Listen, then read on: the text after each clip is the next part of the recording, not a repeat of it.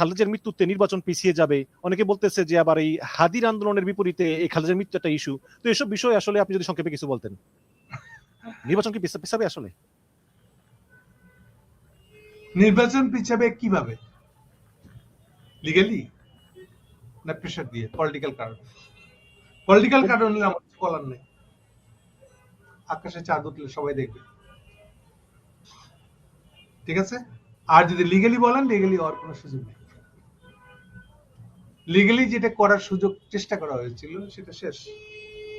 Even Khaleda Zia যেদিন declared মৃত্যু তার আগের দিন সন্ধ্যাতেও এটা নিয়ে বিএনপির স্থায়ী কমিটি খুব গুরুত্বপূর্ণ একটা লিডার এটা হুমকিও দিয়েছে, হুমকিমূলক বাতচিত হয়েছে, চ্যালেঞ্জ করা হয়েছে, তোমরা হাদিকে যদি উঠাও তাহলে আমরা খালেদা জিয়াকে মারবো, খালেদা জিয়াকে এবার তার লাশ ডিক্লেয়ার করা হবে, দেখি তো তোমরা তোমাদের পক্ষে পরিস্থিতি নিয়ে যেতে পারো না, আমরা পারি, এরকম তর্ক হয়েছে।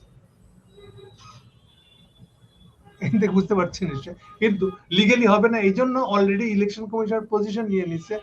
ইলেকশন কমিশনের ব্যাখ্যাটা শুনছেন কিনা আমি জানি না। ইলেকশন কমিশনের ব্যাখ্যাটা হলো, ব্যাখ্যাটা খুব সুন্দর ব্যাখ্যা, তারা পক্ষে নেবে না, ইলেকশন পিছনের পক্ষে।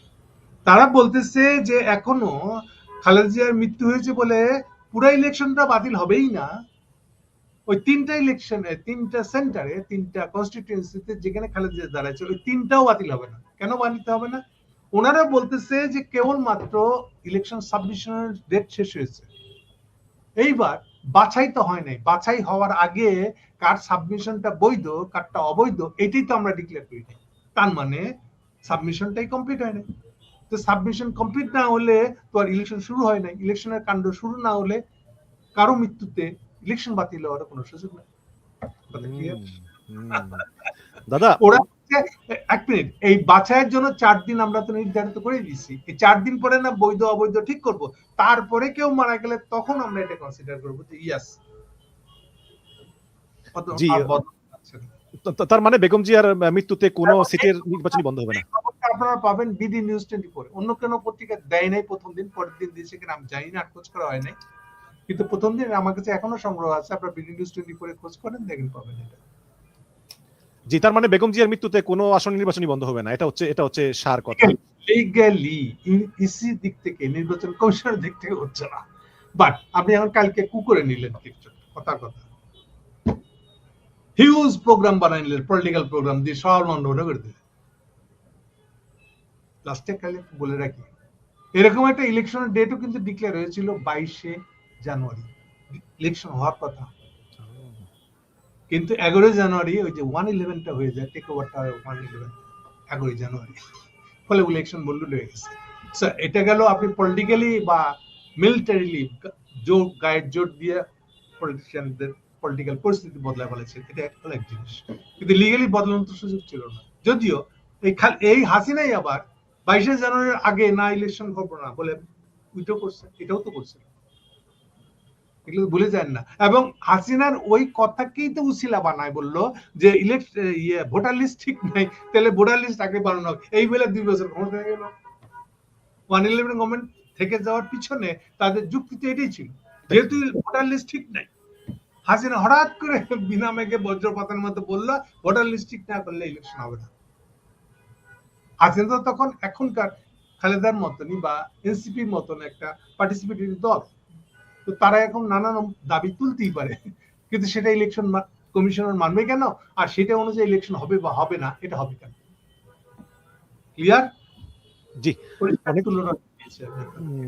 অনেক ধন্যবাদ। এখানে হ্যাঁ, নেক্সট হচ্ছে ফারহান লিখেছেন যে দাদা খালেদা জিয়ার শেষকৃত্য অনুষ্ঠানের আয়োজনে সর্বদলীয় মিটিং না ডেকে শুধু মির্জা ফখরুলকে কেন ডাকলেন?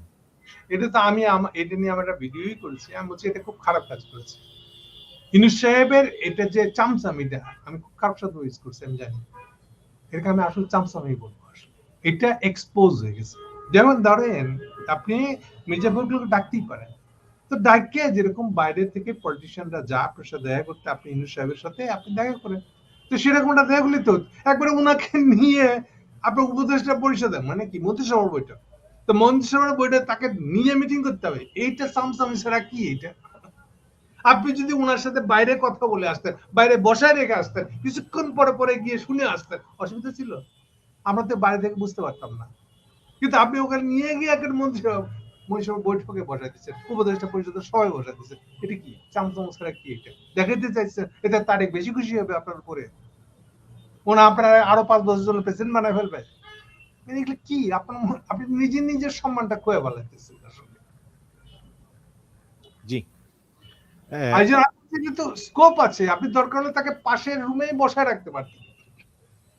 আপনি একবারে তাকে নিয়ে দুটার মানে সম্পূর্ণ আলাদা তো।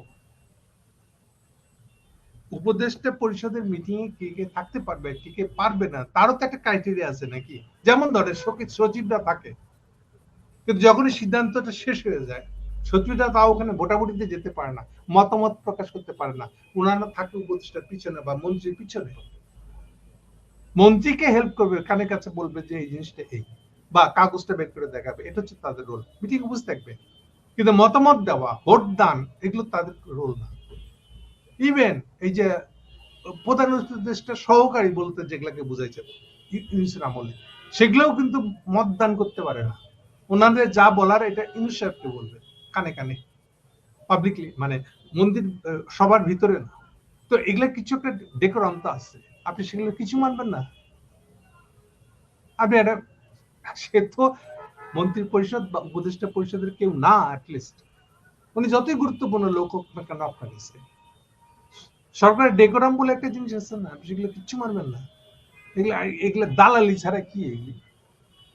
আমি তো বলছি ওনাকে আপনি পাশের রুমে বসে রাখতে পারতেন, কিছুক্ষণ পরে পরে খবর নিয়ে জিজ্ঞেস করে আসতে পারতেন, কিন্তু আপনি মন্ত্রিসভার বৈঠকে, উপদেষ্টা পরিষদের বৈঠকে বসে রাখতে পারেন না। এটা আপনার দালালি প্রকাশ করা ছাড়া আপনি কি পরিমাণ চাটুকার হইতে গেছেন ওই জায়গায়, এইটা হচ্ছে প্রশ্ন।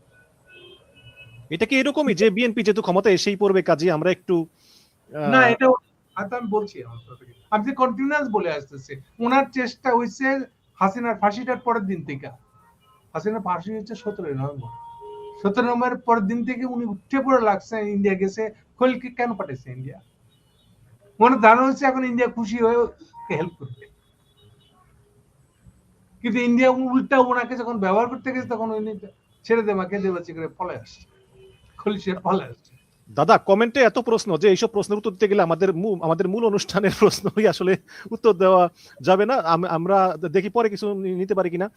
আপনার কাছে এই ব্যাপারে একটা সংক্ষিপ্ত প্রশ্ন যে অনেকে আছে যে এই বলতেছে যে M3MD লিখেছেন যে দাদা বনিয়ামিন দাবি করেছেন যে বেগম জিয়া গত 6 ডিসেম্বর ইন্তেকাল করেছেন, তারেক রহমান রাজনৈতিক ক্যারিয়ার টিকে রাখার জন্য খবরটি প্রকাশ করা হয়নি। আপনি এই বিষয়ে কি মনে করেন? এইটা উত্তর দেওয়া হলে আরেকটা প্রশ্ন আছে, জি বলেন। এই বিষয়ে আমি আর নতুন করে কিছু বলতে চাই না, প্রচুর কথা যা আবার ছড়ানো আছে, এতটুকুই আমার কথা। এটা না হলে ভালো হতো, আমি খালি এতটুকু বলবো। এই ধরনের প্রশ্ন কেউকে যদি না করতে হতো, এটা ভালো হতো সবচেয়ে।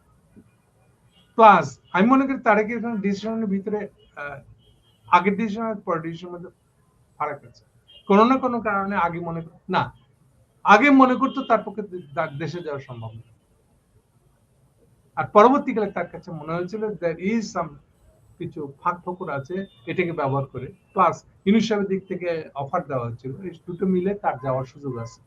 এটা এক লাভে অনেক লাভ বলে মনে হয়েছিল, সেই আসছিল সে। এই তো সেখান থেকে এইসব জটিলতাগুলো তৈরি হচ্ছে, এটা না হলে ভালো। এখন বনিয়ামিন কেন, কত জনে তো কত কিছু বলে, আমি তো জানি আরো অনেক কিছু, কিন্তু সেগুলো পাবলিকলি বলার মতো ঘটনা না। এই জন্য এগুলো নিয়ে আমি এর চেয়ে বেশি কিছু বলবো। আমি খালি এটুকুই বলবো যে খালেদা জিয়া হসপিটালাইজড হয়ে থাকার সময়টা এটা যদি এরকম না হতো ভালো হতো। অ্যাটলিস্ট তার ছেলের সামনে তার চিকিৎসা সেবা বা হোয়াটএভার যা কিছু হয়েছে, তার ডিসিশন যা কিছু হয়েছে, এই সবগুলো যদি একটা স্বাভাবিক পরিস্থিতি হতে পারতো, এই প্রশ্নগুলো যেখানে উঠতো না মনে করে, এরকম হলে ভালো। এইটাই আমি বলবো।